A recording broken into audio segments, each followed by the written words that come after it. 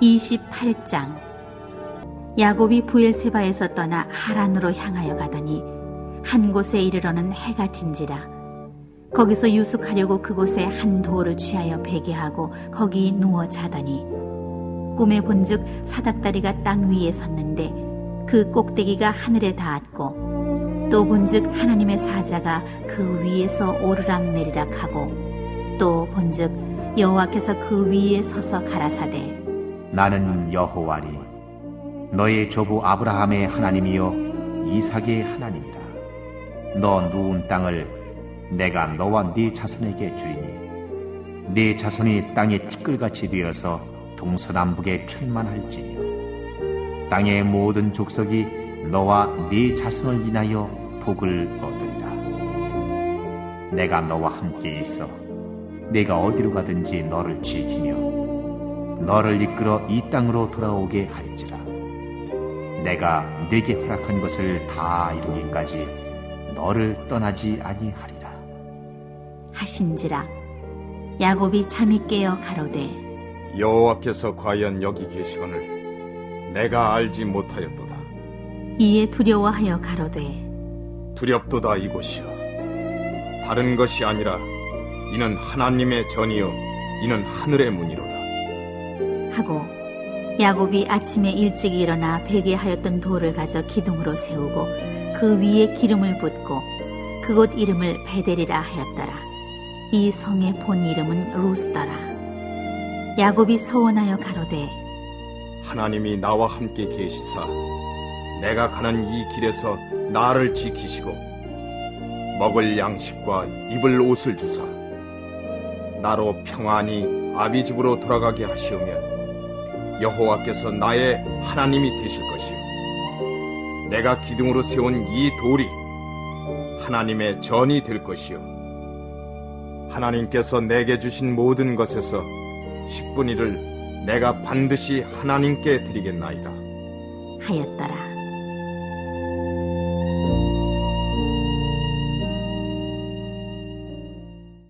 아버지를 속이고 장자의 축복을 받아내는데 성공한 야곱. 그러나 장자의 축복을 빼앗기고 아버지의 축복을 받지 못한 에서는 어떻게 하냐면 이를 갈면서 야곱을 죽이려고 하는 거예요. 어머니 리브가는 야곱에게 말합니다. 내 형 에서가 너를 죽여서 그 한을 풀려 하니까 너는 속히 내 고향인 하란에 있는 외삼촌 라반에게로 피해라. 하란은 어머니 리브가의 고향이기도 하고 또 브엘세바에서 이 하란까지는 약 725km 정도. 그러니까 도쿄에서 히로시마까지 걸어서 약 한 달 반 정도 걸어가야 되는 그런 거리입니다. 자동차가 있는 것도 아니고 그렇다고 걸어서 가는데 얼마나 험난하고 먼 여행이었을까요? 형에 대한 그 두려움, 낯선 환경에 대한 두려움으로 가득하였을 거예요. 그럼에도 자신의 생명을 보존하기 위해서 야곱은 먼 길을 갈 수밖에 없습니다. 야곱이 출발한 그 브엘세바에서 베델까지 갔을 때입니다. 그 거리도 약 3일 정도 되는데 3일 정도. 물과 양식도 떨어졌습니다. 이제 날이 어두워지자 돌을 베개 삼아서 들판에서 잠들게 되었어요.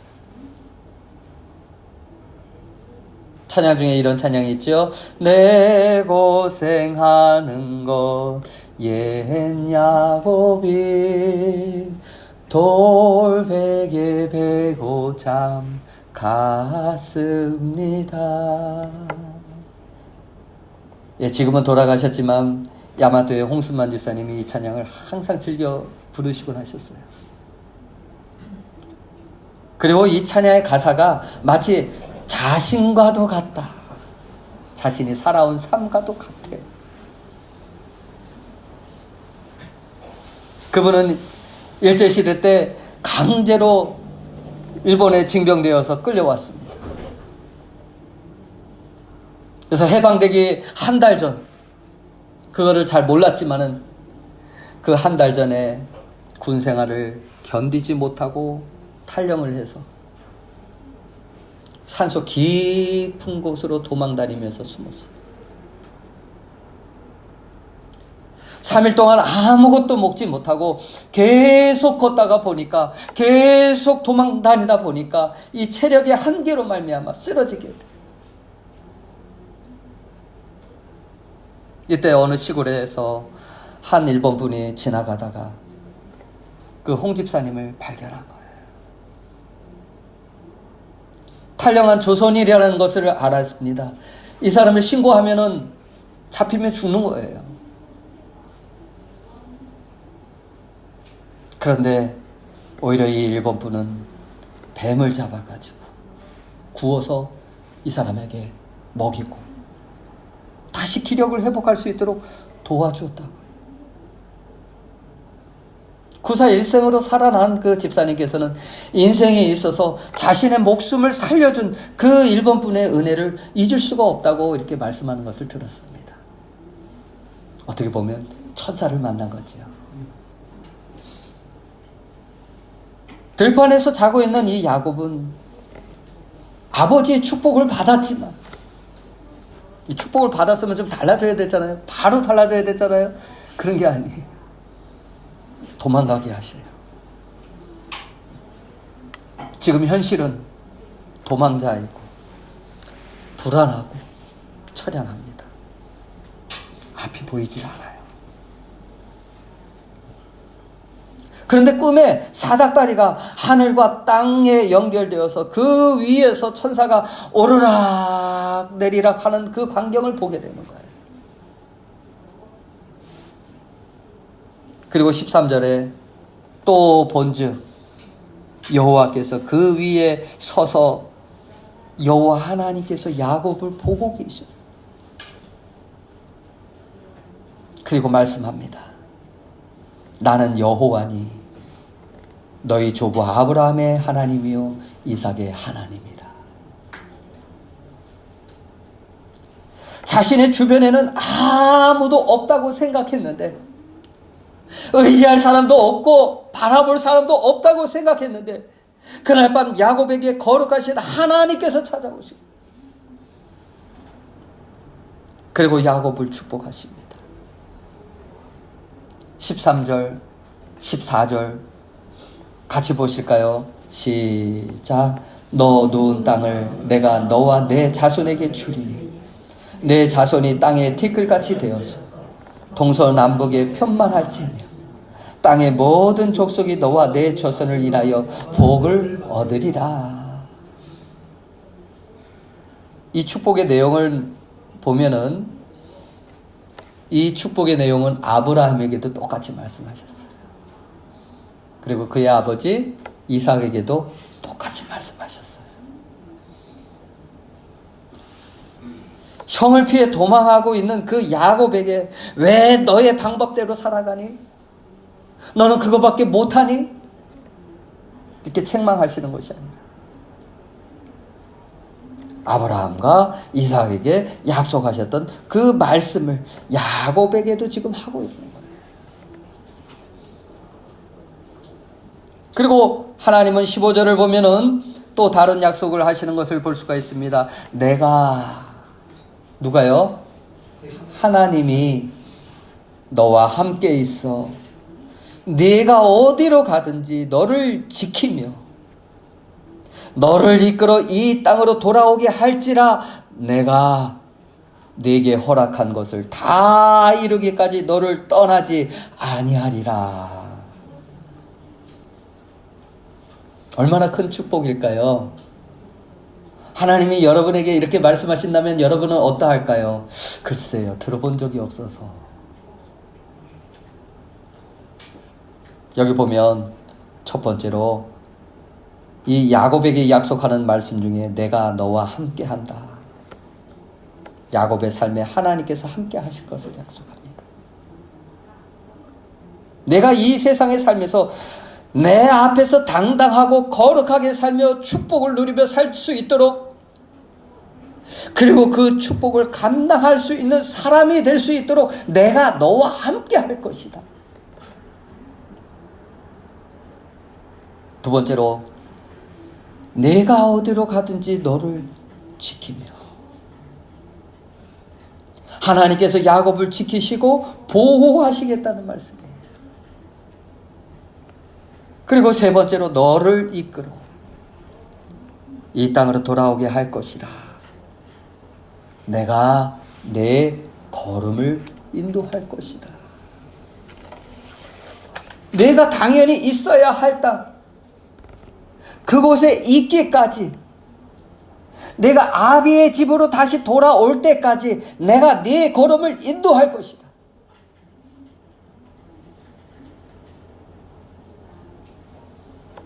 너를 통해서 기어이 나의 뜻을 이루겠다. 이것이 네 번째 축복이에요. 기어이 이루겠다. 그날에 너는 쓸모있는 사람으로 영광스럽게 내 앞에 서게 될 것이야. 여기는 다른 사람이 아니라 이 한 사람에 향한 하나님의 기대하심을 보십니까? 하나님이 그 야곱을 사랑하는 그 열심을 보십니까? 얼마나 뜨겁습니까? 오늘 야곱이 꿈에 본 이 사다리의 환상은 신약의 그리스도를 예표하는 모습이에요. 죄 많은 야곱이 하나님께 나아가지 못하고 있을 때, 인간과 하나님 사이를 연결하는 예수 그리스도만이 하나님께 나아갈 수 있는 유일한 그 구원의 통로를 만들어 놓으시는 그런 예표예요. 즉, 이 사닥다리는 하나님과 인간 관계를 의미합니다. 하나님께로 나아갈 수 없었던 인간이 하나님의 다리를 놓아주심으로 말미암아 그것을 하나님께로 나아갈 수 있는 그 야곱의 모습을 오늘 만들어 주시는 거예요. 여러분은 어떤 사람에게 하나님께서 함께 하신다고 생각을 하세요? 어떤 사람에게 하나님의 보호와 인도하심이 있다고 여러분은 생각을 하십니까? 어떤 분은 얘기할지 몰라요. 그야 당연하지요. 보통 그냥 신앙이 좋은 사람, 그리고 특별한 사람, 그리고 뭔가 공로를 많이 쌓은 사람, 그런 사람에게 하나님의 축복이 있다고 생각하기 쉽지요. 그러나 야곱의 모습을 보세요. 야곱은 자신의 꾀를 가지고 간사하게 살아가는 자였습니다. 신앙적으로 아주 연약한 상태였습니다. 하나님의 이름을 부르고 있지만 아직 성숙한 모습을 찾아볼 수가 없습니다. 지금 형에게 죽임을 당할까봐 두려워서 도망하고 있는 그 야곱의 무력하고 나약한 모습을 여러분은 보시고 계세요. 그런데 아십니까? 그 모습이 우리의 모습이라는 걸. 하나님께 축복받을 길이 없어요. 나아갈 방법이 없어요. 그러나 놀라운 사실은 하나님은 야곱과 함께 하고 계셨어요. 야곱이 대단해서가 아니라 야곱을 일으켜 세우기 위해서, 야곱을 새롭게 하기 위해서 하나님께서 함께 하시고 지키시고 인도하신 거예요. 하나님이 우리와 함께 하신다는 것을 여러분은 믿으십니까? 하나님이 함께 하셔요. 왜? 우리가 대단해서가 아니라 우리를 새롭게 하기 위해서, 새로운 피조물로, 창조물로 만들기 위해서.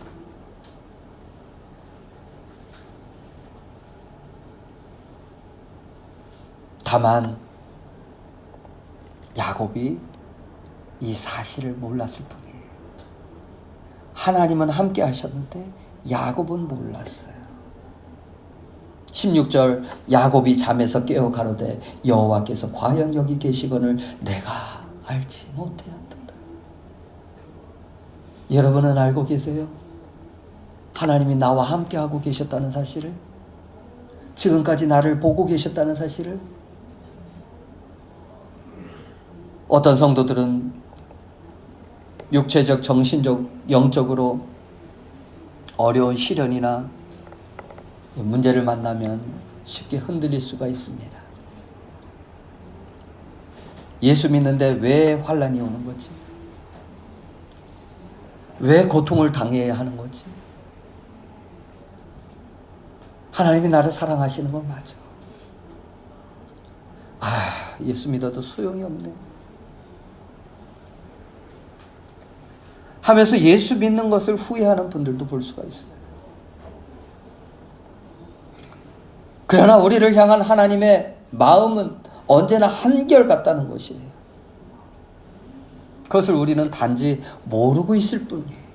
모르고 있었어요. 알지 못했어요. 느끼지 못했어요. 하나님은 우리를 축복하시기 위해서 고난의 현장으로 이끄시기도 합니다. 왜 이런 일이 일어나는가가 아니라 하나님이 나와 함께 하시기 위해서, 나를 빛이 새롭게 만들기 위해서. 때로는 힘이 들고 때로는 모든 것을 포기하고 싶을 때도 있지만 그 고통을 통해서 하나님을 만나게 하시고 우리의 믿음을 성장하게 하시기를 원하세요. 그래서 여러분 고난의 길로 임할 때 여러분 두려워하지 마세요. 주께서 나와 함께 하심이라.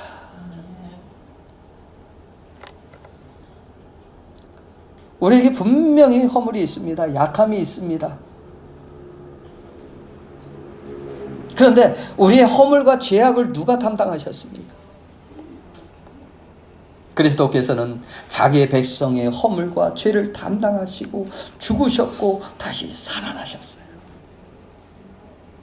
이 다시 살아났다는 의미는 주님의 사랑은 계속되고 있고 지금도 변함없이 우리와 함께 하고 계신다는 의미예요. 야곱에게 말씀하셨던 이 축복의 약속은 오늘 우리에게도 동일합니다. 어떤 축복이요? 예수 그리스도를 믿는 자마다 멸망치 않고 영생을 얻게 하려 하십니다. 함께 하시고 보호하시고 하나님의 백성으로 살아가도록 인도하시겠다는 말씀이에요. 지금도 하나님께서 이 축복의 약속을 이루어 가시고 계십니다. 지금도 겸손하게 자신이 죄인임을 고백하고 하나님의 은혜가 아니면 절대로 구원받을 수 없다고 생각하는 그 성도들과 주님 없이는 살 수 없어요 라고 여기는 그 성도들과 함께 하신다는 거예요. 여러분은 이 사실을 믿기만 하면 돼요. 우리가 잘 알고 있는 모래 위의 발자국이라는 그런 예화가 있습니다. 어느 날 어떤 사람이 주님과 함께 해변을 걷고 있는 그런 꿈을 꾸었어요. 지나갈 때마다 그는 모래 위에 두 사람의 발자국이 있는 것을 보았습니다. 그런데 가장 힘이 들 때 한 사람의 발자국밖에 없는 것을 보고 이렇게 말해요. 그는 주님께 물었습니다. 주님, 주님께서는 언제나 저와 함께 하신다고 하셨잖아요. 제가 가장 어려울 때, 제가 주님을 가장 필요로 할 때, 그때 왜 발자국이 하나밖에 없는 것일까요? 주님께서는 왜 저와 함께 하시지 않으셨지요? 주님께서 이렇게 대답하십니다. 사랑하는 나의 아들아, 나는 너를 사랑하기 때문에 버리지 않는다. 내가 힘들어 주저앉아 있을 때에 한 사람의 발자국만 보이는 것은 바로 내가 너를 업고 갔기 때문이야. 자신이 가장 힘들 때 하나님의 임재를 체험한 사람이 누구입니까? 야곱입니다. 그도 고백합니다. 아, 하나님이 나와 함께 계셨군요. 이 고백이 또 여러분의 고백이 되시길 바랍니다. 한번 같이 해볼까요? 하나님이 나와 함께 계셨군요. 그날 밤 야곱은 지금까지 자신과 함께하고 계시는 그 하나님을 발견합니다. 놀랍지 않습니까? 하나님을 이제껏 본 적이 없어요. 사모하기는 했는데 본 적이 없어요. 만난 적이 없어요. 이런 찬양이 있습니다. 나 약해 있을 때에도 주님이 함께 계시고 나 소망 잃을 때에도 주님은 함께 하시네. 여러분, 하나님은 우리와 함께 계십니다. 하나님은 자녀들을 떠나질 않아요. 하나님의 눈동자는 항상 나를 향하고 계신답니다. 저 옆 사람만 바로 보는 것이 아니라, 저 다른 집사님만 보는 것이 아니라 나도 보고 계셔요. 이 사실을 믿으시기 바랍니다. 그래서 찬송가에 이런 찬양이 있잖아요. 자나깨나 주의 손이 항상 살펴주시고 모든 일을 주 안에서 형통하게 하시네. 하나님께서 함께 하신다는 이 놀라운 사실을 깨달으며 야곱은 잠에서 깨어났습니다. 그 순간 신앙의 깊은 잠에서 깨어나는 그런 순간이었어요. 아직 미약하지만 이때부터 야곱의 삶은 하나님을 의식하고 하나님과 동행하기 시작합니다. 자신의 인생에 하나님이 함께 하심을 보면서 그는 기뻐할 수 있었습니다.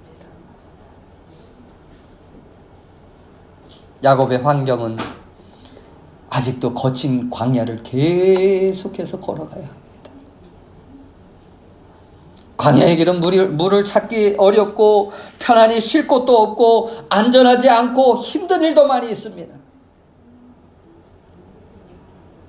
그리고 끝없이 펼쳐지는 그 모래 광야에서 추위와 배고픔을 견뎌야 해요. 그럼에도 불구하고 이제 야곱의 발걸음이 더 무거워졌을까요? 가벼워졌을까요? 야곱이 가는 길이 두렵지 않았을 거예요. 왜냐하면 하나님이 함께 하심을 알았기 때문에.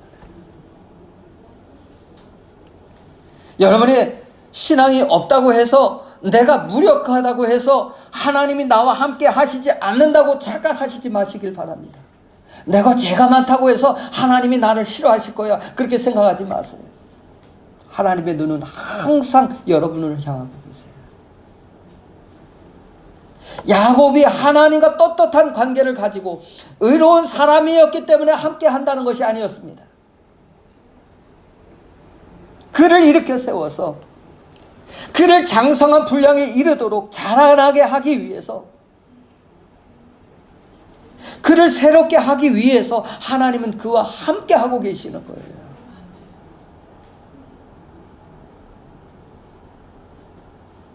다만 야곱이 그것을 알지 못했을 뿐이에요.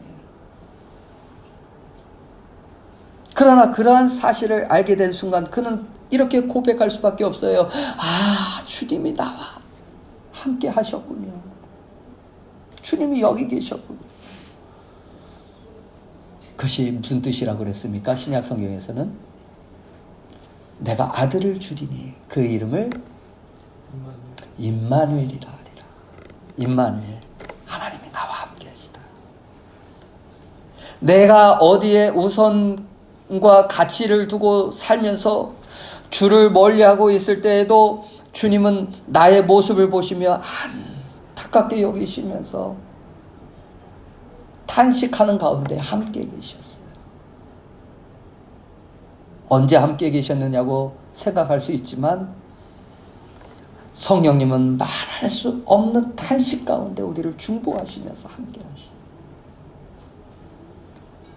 내가 무관심하게 등지고 살고 있을 때 주님은 아파하시며 나와 함께하고 계신다는 거예요. 야곱은 하나님이 함께 하신다는 이 사실을 깨닫고 아침 일찍이 일어나서 자신이 베개하였던 그 돌을 가져다가 기둥을 세우고 그 위에 기름을 부었어요. 그리고 그것을 가리켜 베델, 이 베델은 하나님의 집이라는 의미예요. 베델, 하나님을 만난 장소, 하나님께서 함께 하시는 장소, 하나님께서 함께 하시는 장소. 우리가 인식할 수 있어야 돼요. 아, 이 자리에도 하나님이 함께 계십니다. 그리고 이 자리에서도 하나님을 예배합니다. 그것이 베델이에요. 우리는 전혀 예상하지 못한 곳에서 하나님을 만날 수도 있습니다. 하나님께서는 우리가 생각하지 못한 곳에 계시고 우리가 찾지 아니한 곳에서 또한 만나 주십니다. 그렇습니다. 하나님과의 만남이 이루어지는 장소, 그것이 하나님의 집, 즉 성전이 이루어지는 거예요.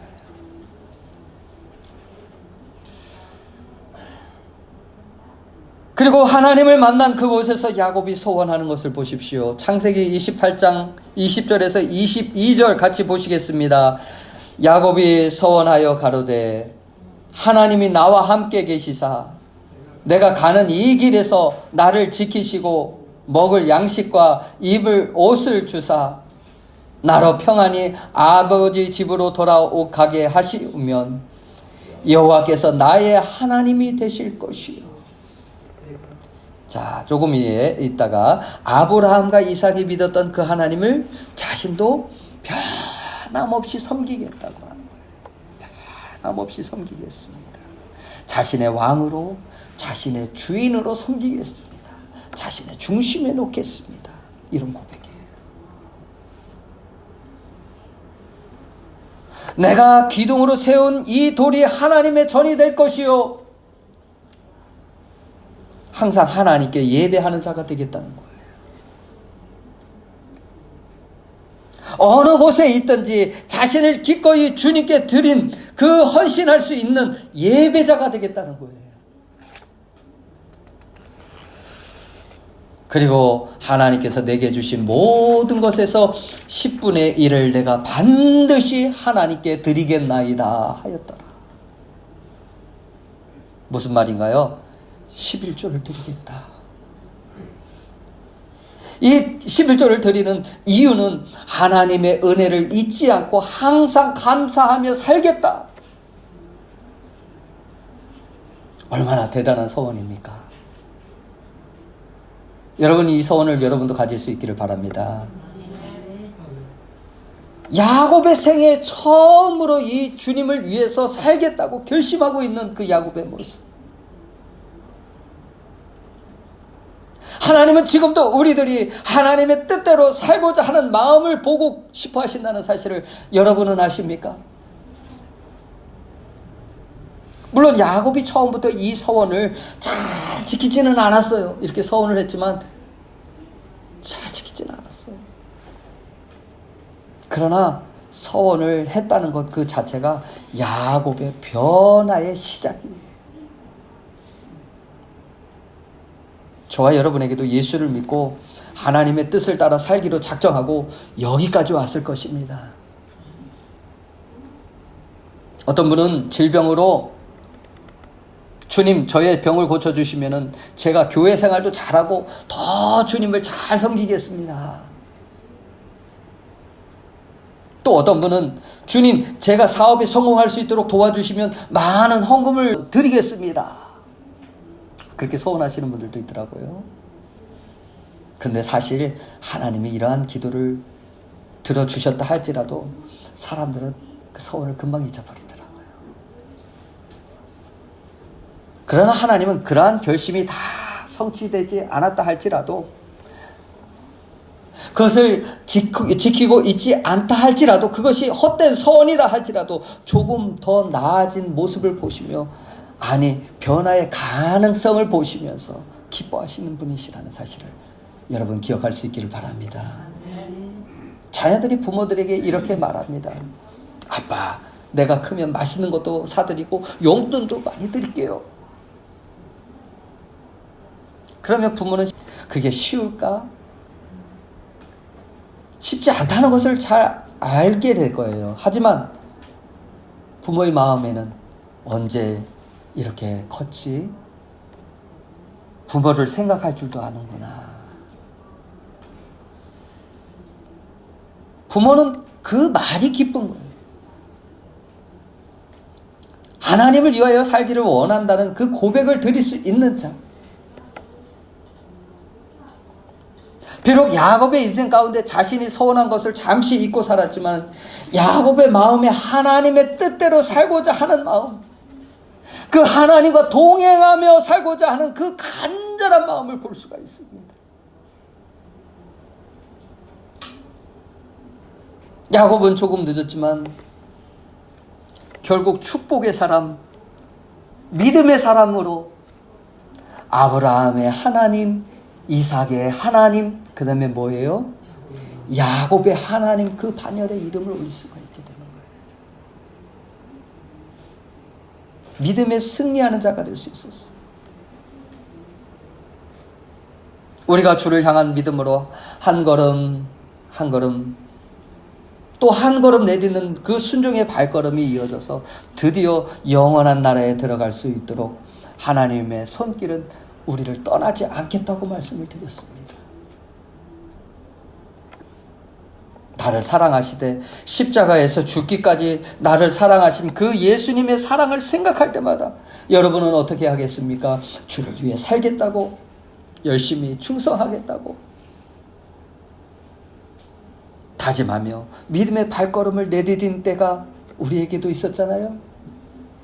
그때마다 하나님은 기뻐하셨어요. 근데 그 가운데 멈추지 않고 조금 더 나아진 모습을 본다면 하나님은 더 어떨까요? 기뻐하시겠지요? 하나님께서 오늘 저와 여러분에게과도 함께 하십니다. 그리고 저와 여러분에게도 야곱과 같은 신앙 고백이 필요해요. 나와 함께 하시는 그 하나님과 항상 동행하겠습니다. 저의 남은 인생을 주를 위해 살겠습니다. 그 받은 바 은혜를 감사하며 살겠습니다. 내 평생의 예배 생활, 말씀 생활, 기도 생활, 찬송 생활이 계속되기를,